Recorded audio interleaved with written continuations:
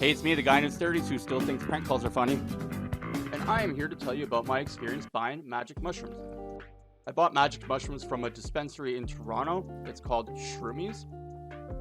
First, I'll talk about the buying process. So when you go in, there is a short medical form you have to fill out, and then you're good to go. You can purchase anything you want.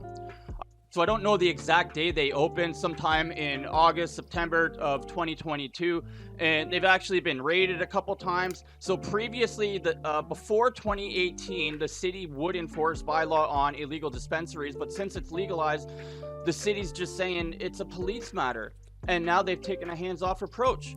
So I'm not sure about Toronto, but in Vancouver, this has been going on for years.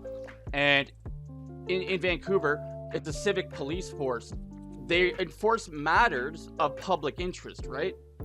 And that the public isn't interested in shutting down these dispensaries. So they're here to stay.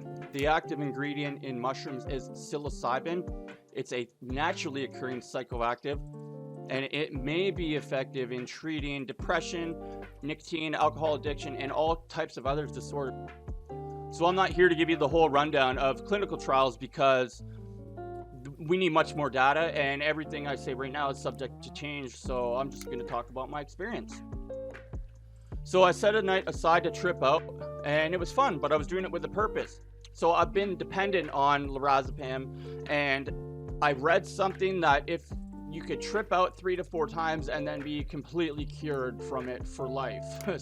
So the only side effects I had, no, I don't even want to say side effects because there weren't any. The only thing is I felt like the next day, all I felt was that I didn't get a good sleep because I was laying in my bed and seeing shit all night.